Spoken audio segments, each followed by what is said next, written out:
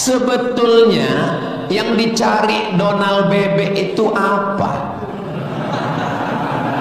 Sampai jam 12 malam masuk ke kamar tidur Maduro, presiden Venezuela, yang lagi sedang tidur di samping istrinya dicomot oleh Donald. Sebenarnya Amerika cuma mencari satu, nyari minyak. Karena Amerika memang adidaya, betul.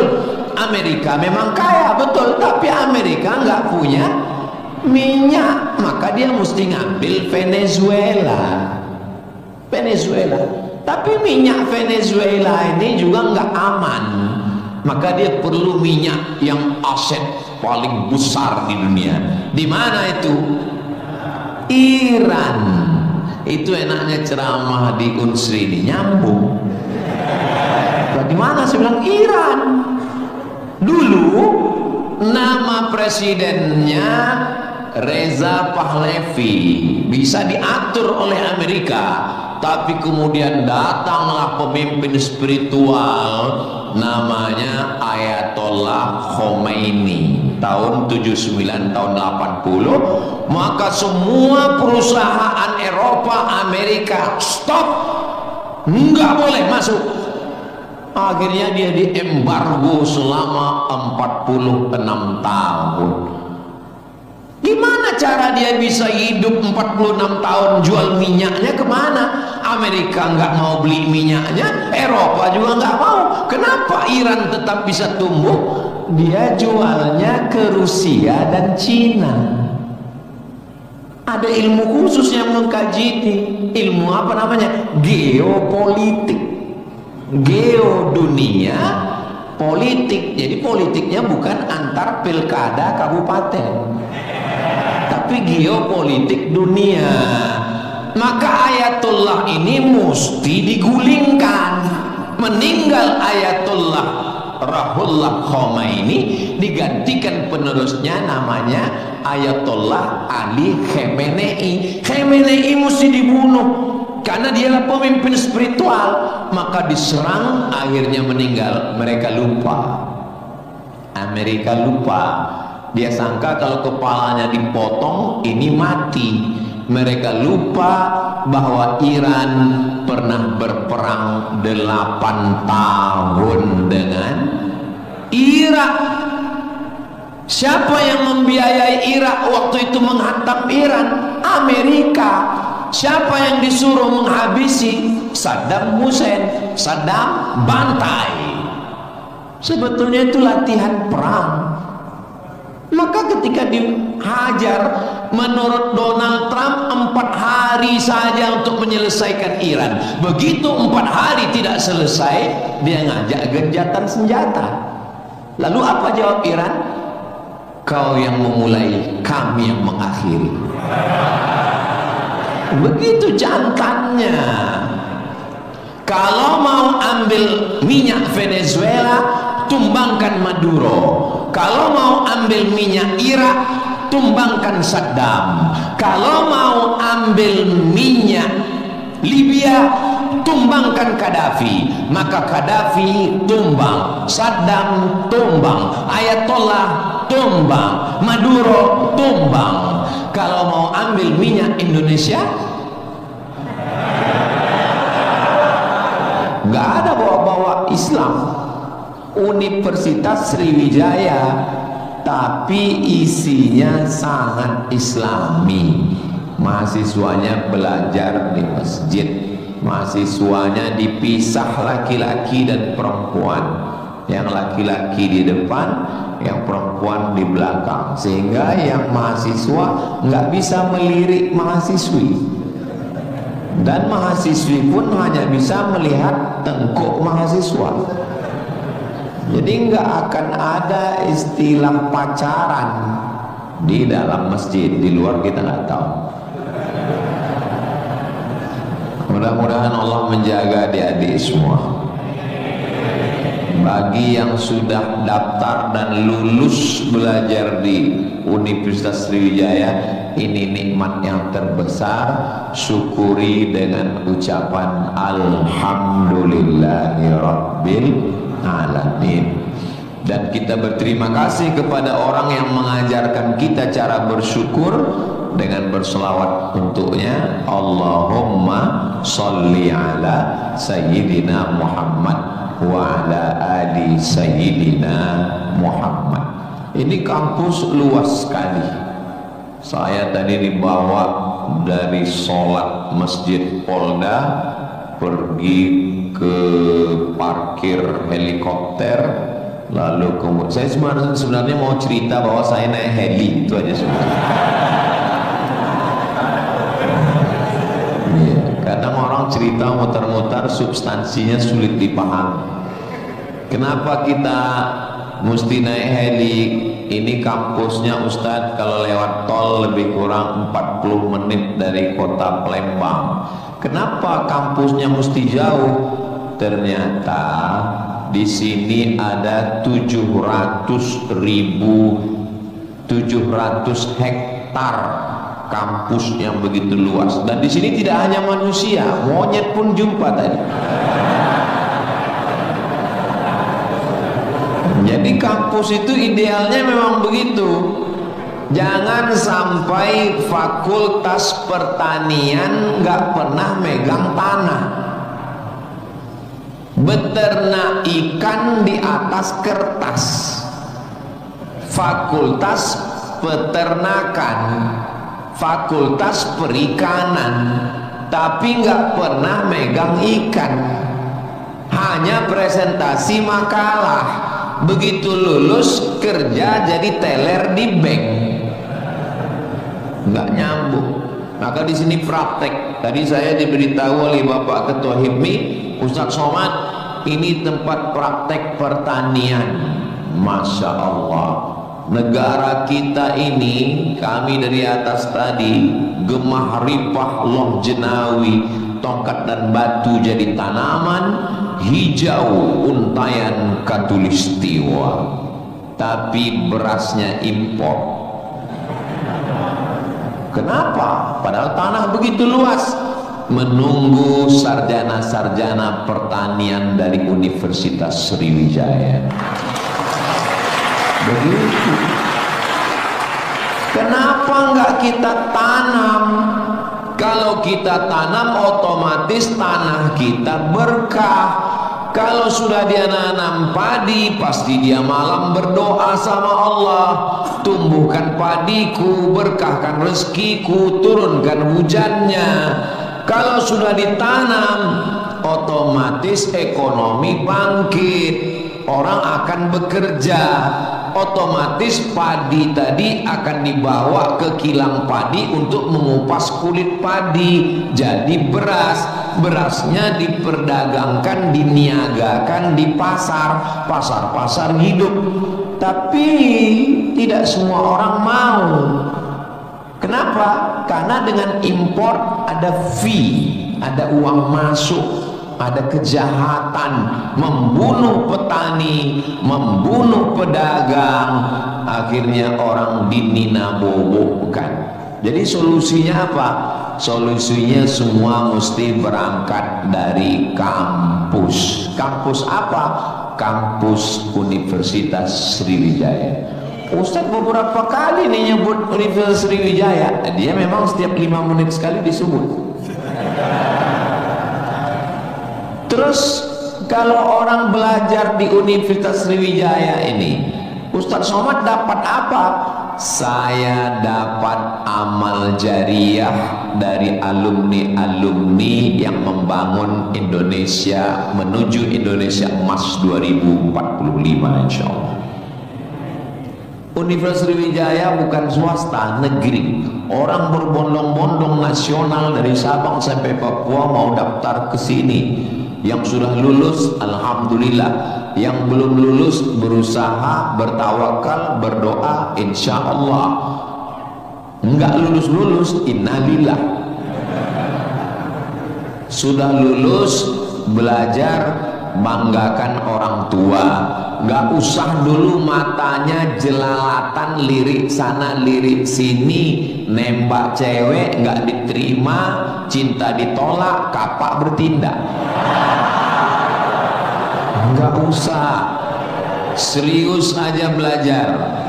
Saya jadi mahasiswa sama seperti adik-adik. Saya sampai di Kairo 5 September 1998. Belajar 99, 2000, 2001, 2002. 4 tahun saya di Mesir, tidak pernah pacaran sekalipun.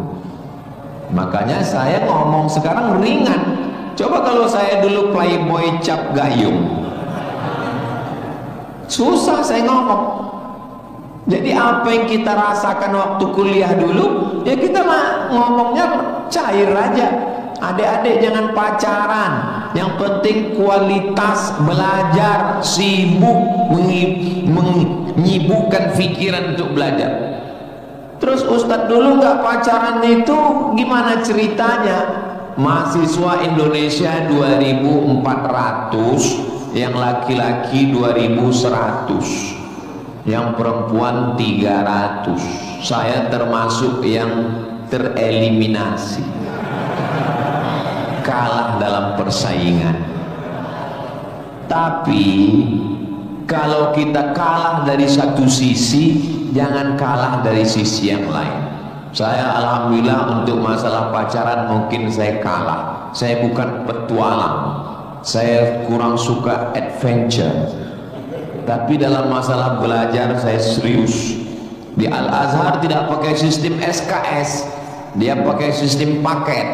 1 tahun ada 14 mata kuliah, tambah 2 juz hafalan Quran, dan dibagi 2 termen, 7 termen awal, 7 termen 2. 14 mata kuliah, kalau nggak lulus 3, ulang setahun. 3 mata kuliah itu hanya diulang dalam setahun, habis umur. Maka saya berusaha belajar pagi, petang, siang, malam, tetap tidur dan makan.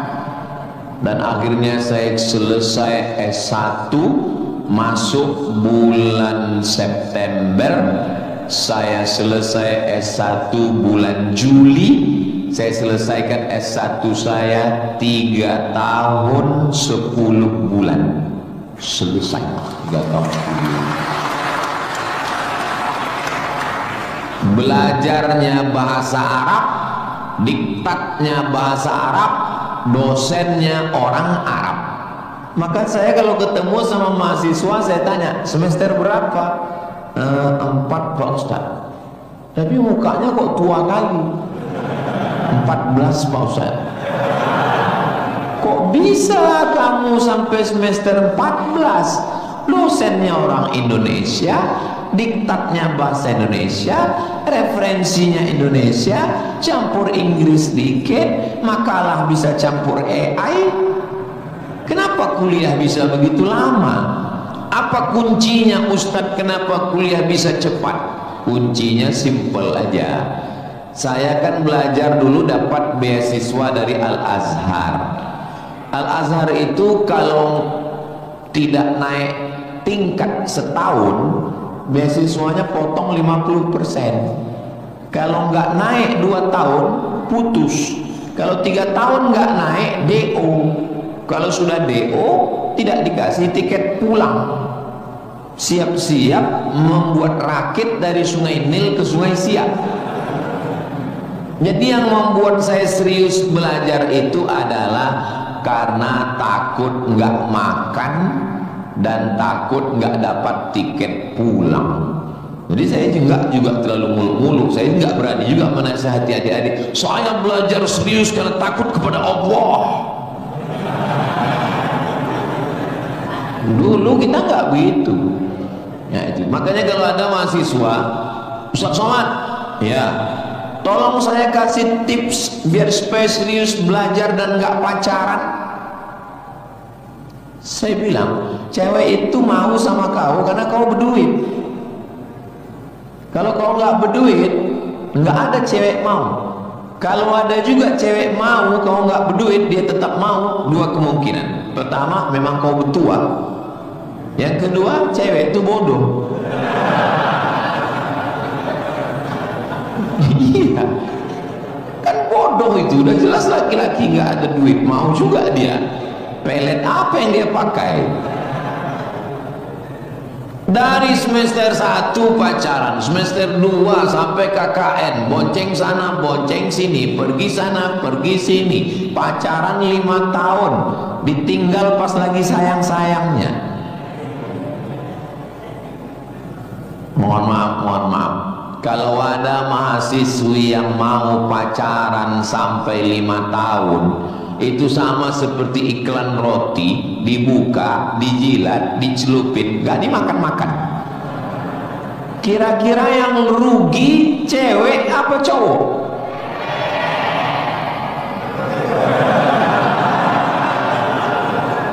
Kalau sudah tahu rugi masih mau pacaran, berarti itu IQ-nya di bawah rata-rata itu pasti nggak lulus di Unsri itu. Di Universitas Sriwijaya ini orangnya cerdas secara intelektual dan cerdas secara spiritual dan cerdas secara emosional. Cinta, benci, marah, sayang, kecewa, bahagia, itu semuanya adalah emosional. Bahwa kamu jatuh cinta, kalau ada mahasiswa jatuh cinta sama mahasiswi, bersyukurlah, berarti kau nggak homo. Tapi ketika cintamu itu mengalahkan prestasi studi, ingat, orang tuamu bersusah-susah di kampung, kepala jadi kaki, kaki jadi kepala, dia bertani sawah di kampung. Pagi waktu dia mau pergi ke sawah, masih bisa dibedakan mana bapakmu, mana sapi. Begitu pulang sore, sama bentuknya. Tiba-tiba kamu di kampus menjadi foto model, menjadi, nggak usahlah diteruskan, menyakitkan hati. Kenapa ceramah Ustaz Somad ini kok menyinggung saya terus ya? Kunci mendengar ceramah Ustaz Somad itu satu, jangan tersinggung. Ada beberapa orang tersinggung, pulang meninggal.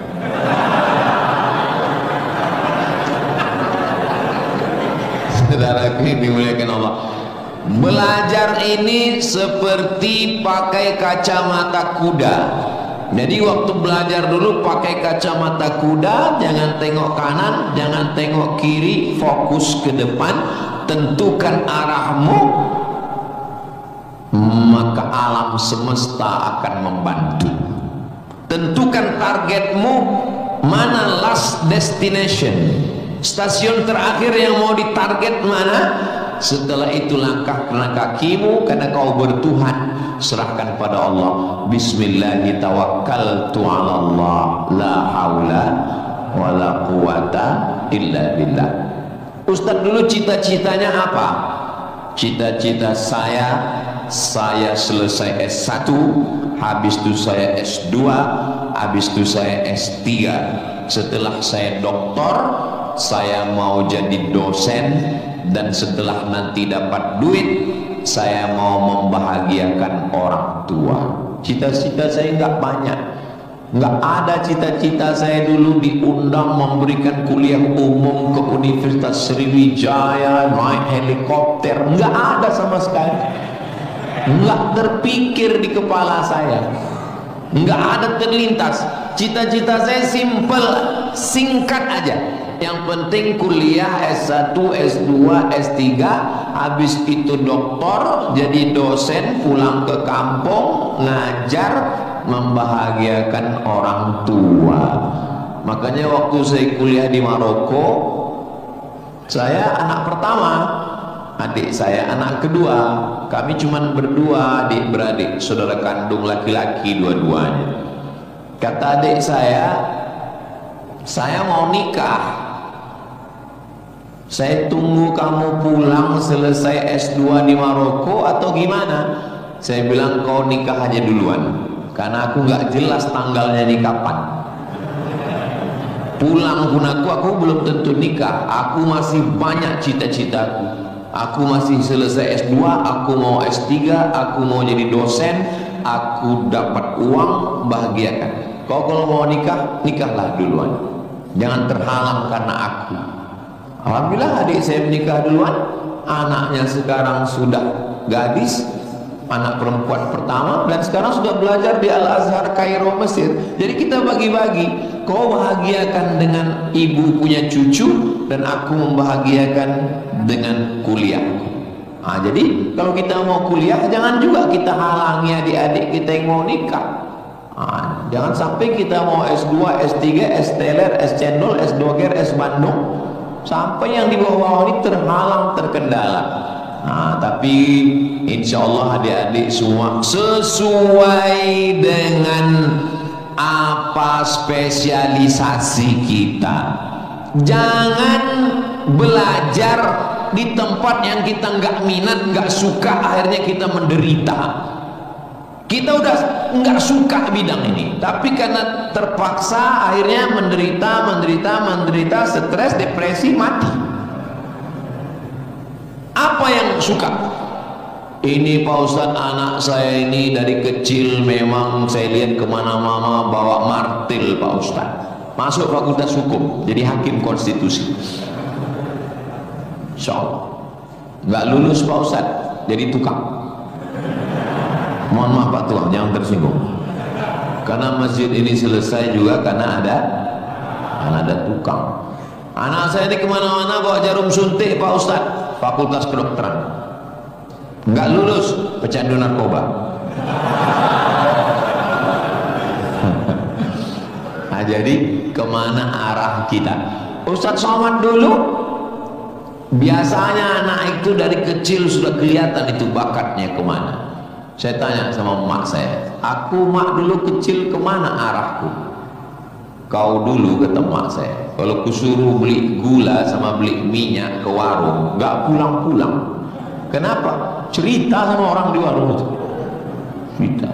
Kalau lagi keluar main, dulu itu kalau masuk kelas, jam istirahat itu dulu namanya keluar main. Bapak dulu gitu juga? Berarti udah tua. Anak sekarang kan nggak tahu, sebaya kita berarti, sama-sama 28 tahun.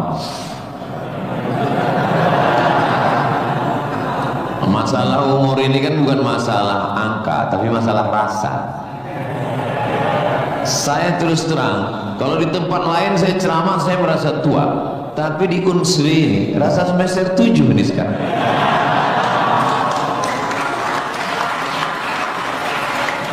Maka saya memang minta itu kepada Ustadz Kemas Ali, tolong kalau saya datang ke Sumatera Selatan, 5 unsur mesti tercapai. Saya ada ceramah di kantor, alhamdulillah tadi sudah di kantor polisi. Tolong bawa saya ceramah di tanah lapang, tablik akbar supaya semua masyarakat dapat. Yang ketiga, ceramah di masjid supaya ada pengajian yang betul-betul ngaji, biasanya subuh. Yang keempat adalah ceramah di spesialisasi, kadang ceramah di IDI, Ikatan Dokter Indonesia, ceramah di PERADI, Persatuan Advokat Indonesia. Kemudian satu lagi di kampus. Kenapa saya minta kampus? Karena kampus ini masa depan. Kalau panti jompo itu masa lalu. Ustaz jangan sebut jompo. Kami di sini ada juga yang tua. Saya tidak ada melihat orang tua di sini. Ini hanyalah anak-anak muda yang terjebak di tubuh yang tua. Jadi sebetulnya masalah tua dan muda itu adalah masalah semangat dan perasaan. Kalau semangatnya muda, perasaannya muda, maka disebut dia dengan sumpah pemuda. Padahal yang bersumpah itu orang tua. Tapi karena dia semangat, memang luar biasa Masjid Nabawi Unsri ini. TV-nya 4 di kiri, 4 di kanan. Luar biasa.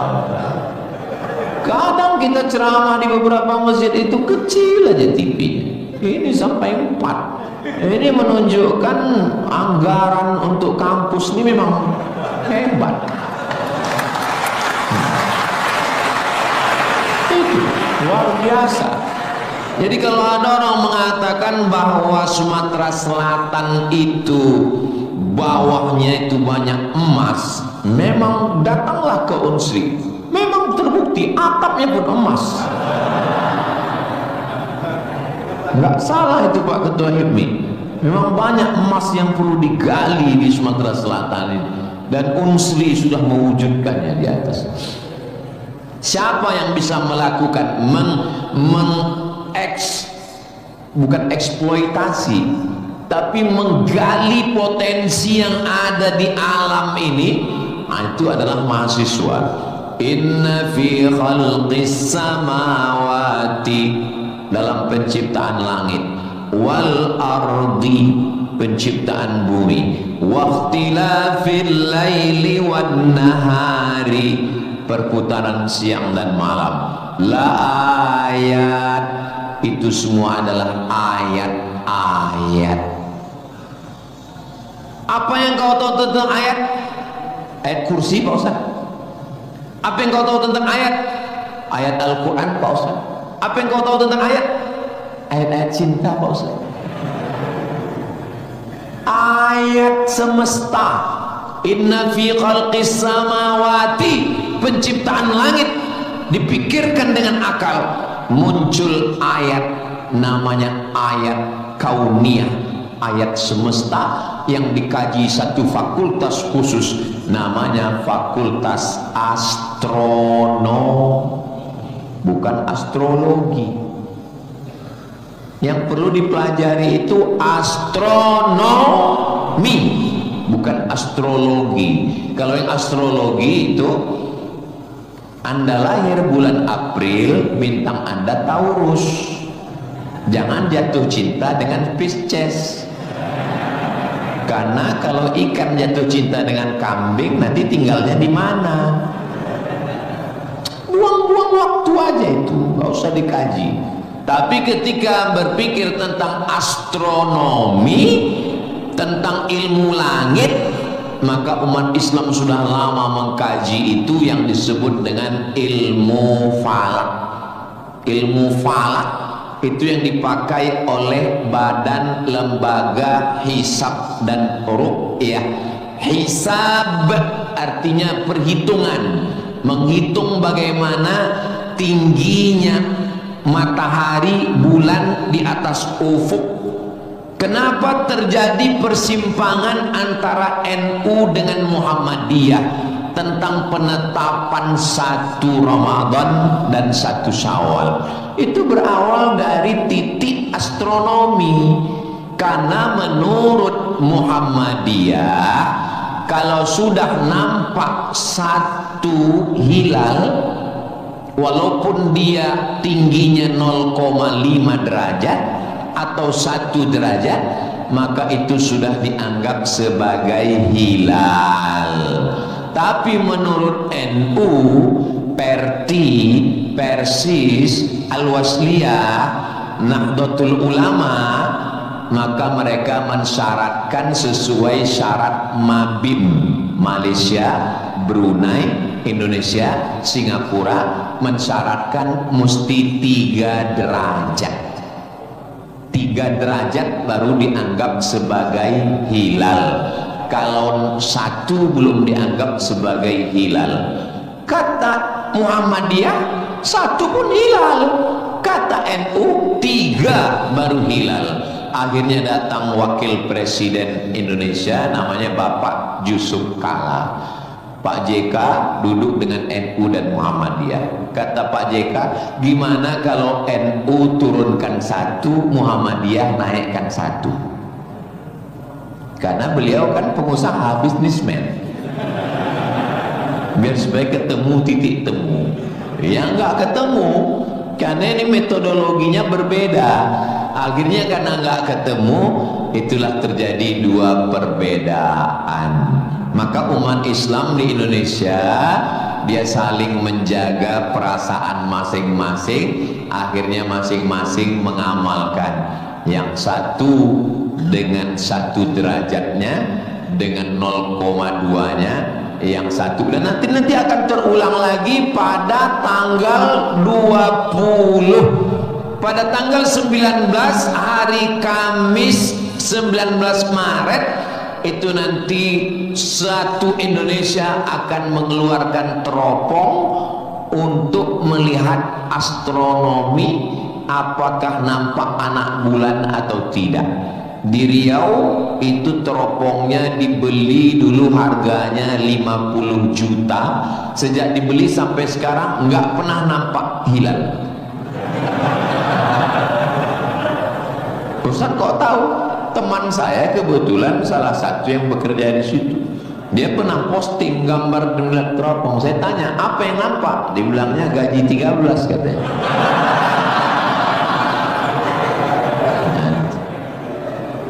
Nah, itu hanya bisa diselesaikan oleh astronomi. Ilmunya, orangnya astronom. Inna fi khalqis samawati wal ardi, bumi, satu fakultas muncul namanya fakultas geologi. Geo bumi, logi ilmu, geologi ilmu bumi. Ternyata di dalam bumi ini ada batu bara. Di dalam bumi Sumatera Selatan ini batu bara. Ustaz tahu dari mana? Tadi waktu kami naik heli tadi. Ini nyebut heli ini 20 menit sekali harus diulang. Waktu kami tadi naik itu di Sungai Musi, di bawah banyak sekali kapal-kapal membawa batu bara. Batu bara itu di dalam tanah. Tapi kalau di Sumatera Utara di atas tanah. Abdul Somad batu bara. Di dalamnya ada nikel, di dalamnya ada minyak, di dalamnya ada emas, di dalamnya ada fosfat, di dalam ada gas. Banyak sekali. Sebetulnya yang dicari Donald Bebek itu apa? Sampai jam 12 malam masuk ke kamar tidur Maduro, Presiden Venezuela, yang lagi sedang tidur di samping istrinya dicomot oleh Donald. Sebenarnya Amerika cuma mencari satu, nyari minyak. Karena Amerika memang adidaya, betul. Amerika memang kaya, betul. Tapi Amerika nggak punya minyak, maka dia mesti ngambil Venezuela. Tapi minyak Venezuela ini juga nggak aman, maka dia perlu minyak yang aset paling besar di dunia. Di mana itu? Iran. Itu enaknya ceramah di Unsri ini nyambung. Bagaimana? Saya bilang Iran. Dulu nama presidennya Reza Pahlavi, bisa diatur oleh Amerika, tapi kemudian datanglah pemimpin spiritual namanya Ayatollah Khomeini tahun 79 tahun 80, maka semua perusahaan Eropa, Amerika stop, nggak boleh masuk. Akhirnya dia diembargo selama 46 tahun. Gimana cara dia bisa hidup 46 tahun? Jual minyaknya kemana? Amerika nggak mau beli minyaknya, Eropa juga nggak mau. Kenapa Iran tetap bisa tumbuh? Dia jualnya ke Rusia dan Cina. Ada ilmu khusus yang mengkaji ini. Ilmu apa namanya? Geopolitik. Geo dunia, politik. Jadi politiknya bukan antar pilkada kabupaten, tapi geopolitik dunia. Maka Ayatullah ini mesti digulingkan.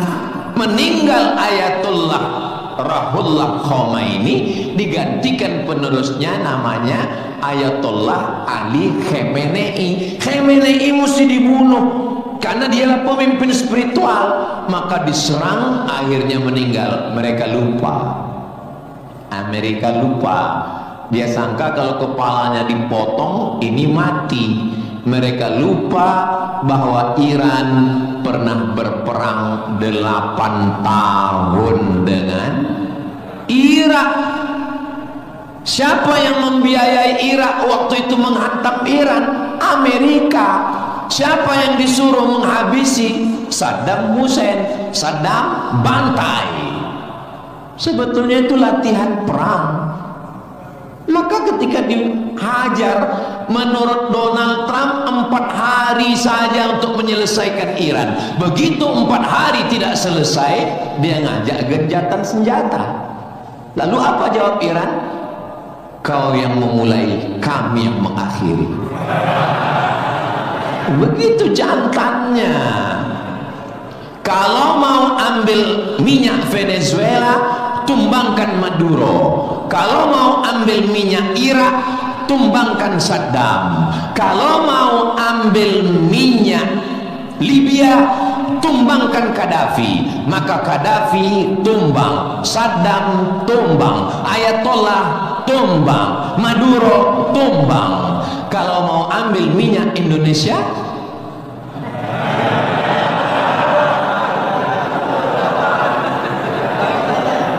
saudara yang dimuliakan Allah Subhanahu wa ta'ala, itulah hebatnya. Jadi adik-adik saya ajak 2 SKS kuliah geopolitik. Kenapa untuk mengambil minyak Venezuela mesti ditumbangkan Maduro? Kenapa untuk mengambil minyak Baghdad Saddam mesti ditumbangkan? Kenapa untuk mengambil minyak Libya Gaddafi mesti ditumbangkan? Kenapa Indonesia nggak ada yang ganggu? Karena di Indonesia nggak tumbang pun minyaknya udah dapat. Saudara yang dimuliakan Allah Subhanahu wa ta'ala, sebetulnya dulu nggak tahu adik-adik belajar sejarah gimana, tapi kalau saya dulu belajar sejarah, Belanda datang ke Indonesia ingin mencari rempah-rempah, kayu manis, buah pala, merica, ketumbar. Kita pun waktu itu bingung. Nanya sama guru SD, ya, Belanda kesini naik kapal kayu jauh-jauh dari Amsterdam, 3 bulan naik kapal cuman mau cari rempah. Iya, katanya. Sekarang baru kita tahu, mereka bukan nyari rempah, nyari minyak, Ini udah di kapling-kaplingnya. Papua emas, Sulawesi nikel. Ada satu pulau namanya Pulau Emas, Swarna Dwipa. Swarna Dwipa artinya pulau emas, nama lain dari Sumatera. Dulu ketika Portugis, ada satu negara namanya Portugal, orangnya namanya Portugis. Portugis dengan Portugal itu sama, cuman beda nama negaranya Portugal, orangnya Portugis. Portugal itu bukan persatuan orang tua gagal. Mereka inilah yang datang untuk mengambil cengkeh ke Tidore dan Ternate, Sumatera, Kalimantan, Sulawesi. Antara Sulawesi dan Papua ada kerajaan kecil Tidore dan Ternate. Tanaman yang mereka cari adalah cengkeh, karena cengkeh hanya tumbuh di Tidore dan Ternate. Ketika mereka ambil bibit cengkeh mau ditanam di Eropa, musim dingin mati. Indonesia ini potensinya luar biasa. Tidak ada negara miskin, yang ada adalah negara salah kelola. Ustaz sedang bicara Indonesia? Tidak, negara kita kaya. Saya bicara tentang Konoha. Maka saya tidak pernah pesimis, saya selalu optimis. Makanya walaupun ini bulan puasa, lapar, tapi suara saya menggelegar kan? Karena saya di kampus Unsri. Maka saya semangat. Tapi seandainya ceramah siang jam 2 habis khutbah Jumat ini bukan di Unsri, tidak begini isi ceramah saya. Paling saya, marilah kita banyak ingat mati. Ini bulan Ramadan. Mari kita banyak-banyak beristighfar. Kita mengejar Lailatul Qadar. Tapi saya sedang bicara tentang masa depan. Saya bicara dengan mahasiswa, mereka yang akan melanjutkan tongkat estafet perjuangan ini. Saya yakin dan percaya bidang pertanian sudah, peternakan sudah, geopolitik mereka sangat paham, dan masalah spiritual batinnya mereka dididik di dalam Masjid Nabawi. Mereka diingatkan tentang 3. Adik-adik belajar agama ini nggak usah repot, nggak usah ribet, nggak usah jelimet. Yang penting di dalam hati itu ada 3. Pertama, akidah. Wujud qidam baqa mukhalafatu lil hawadisi qiyamuhu binafsihi wahdaniyah qudrat iradat ilmun sama basar kalam sifat 20. Ini akidah kita Imam Abdul Hasan Al-Asy'ari. Yang kedua, setelah akidahnya mantap, dia mau beribadah. Di mana caranya beribadah? Rukun, syarat, wajib, sunnat. Inilah yang kedua, namanya fikih. Belajar fikih sholat, belajar cara wudhu, cara tayamum yang membatalkan sholat. Tapi dua-dua ini nggak ada maknanya. Ibadahnya nggak bermakna, akidahnya nggak bermakna kalau tidak ada yang ketiga. Yang ketiga adalah akhlak, sopan santun, tata krama, budi bahasa, menghormati orang tua, memuliakan dosen. Saya sangat bisa untuk ceramah berdiri naik di atas ini, bisa. Kalau mau saya tadi minta sama panitia, Pak panitia izin saya mau naik ke atas, boleh. Lalu kenapa saya nggak naik ke atas? Karena saya segan tapak kaki saya di atas kepala Pak Rektor. Saya di atas sementara Bapak Ketua DPRD di bawah. Itu namanya sopan santun, tata krama, budi bahasa. Tapi adik-adik yang di atas jangan tersinggung. Saya bukan menyindir, nggak apa-apa, demi Allah nggak apa-apa. Tapi Pak Ustadz khotib Jumat kan naik ke atas. Khotib Jumat di atas memang mimbar ini untuk khutbah. Mimbar Nabi itu tangganya cuma 3, 1, 2, 3. Maka kalau definisinya lebih dari yang dibuat Nabi adalah bid'ah, inilah mimbar yang bid'ah. 1, 2, 3, 4, 5, 6, 7, 8. Mimbar Nabi cuma 3. Sekarang orang belajar agama bukan mau menggali potensi agama, tapi hanya cukup dengan 5 jari. Jika tidak ada zaman Nabi, bid'ah. Apa ini? Orang mondok 7 tahun, belajar lagi di Al-Azhar, belajar lagi di Darul Mustafa Yaman, belajar lagi di Al-Ahqaf, terbang Syekh Syafiq dari Qudratullah, terbang ke Yaman belajar agama, bahasa Arab, nahwu, sorof, balaghah, mantik, bayan, ma'ani.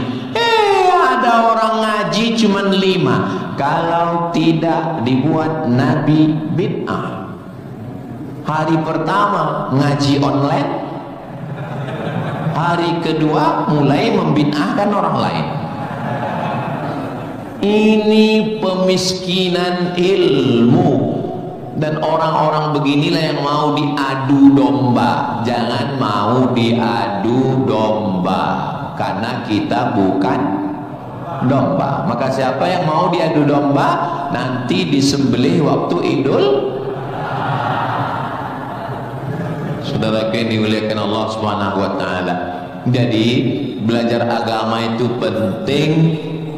Kalau di universitas agama Islam memang dia ada pelajaran yang begitu banyak, tapi di universitas umum mereka belajar 2 SKS, 16 tatap muka, potong mid semester, potong pertemuan pertama, potong libur banjir, asap dan mati lampu. Hanya tinggal 5 pertemuan. Apa yang bisa diambil dari situ? Tapi saya optimis di Palembang, di Sumatera Selatan, orang tidak hanya ngaji di kampus, tapi juga ngaji di masjid. Bulan Ramadan ini pengajian penuh. Kultum subuh, kultum duha, kultum zuhur, kultum asar, kultum menjelang berbuka, kultum habis isya menjelang tarawih, tambah malam 10 terakhir kultum iktikaf. Maka ada namanya madrasah Ramadan. Kira-kira selesai Ramadan ini apa yang bertambah? Alhamdulillah Ustaz Somad, selesai Ramadan ini ada 5 yang bertambah. Apa dia? Berat badan, kolesterol, gula darah, diabetes, asam lambung. Mudah-mudahan selesai Ramadan ini kita sehat walafiat semuanya insyaallah. Ustadz Somad ceramahnya jangan lewat dari jam 2.30. Kenapa? Karena kalau lewat Ustadz ditinggalkan helikopter. Begitu arahan tadi. Saya sebetulnya mau berlama-lama dengan adik-adik sekalian karena saya nyaman ceramah di Unsri ini. Tapi apalah daya, memang sedap makan ikan gulama dimakan sambil nonton Harry Potter. Saya tidak bisa berlama-lama karena takut ditinggalkan helikopter. Itulah yang dapat saya sampaikan pada kesempatan yang baik dan mulia ini. Adapun tepuk tangan yang kurang semangat saya maklum karena lapar semuanya. Kepada Bapak Rektor,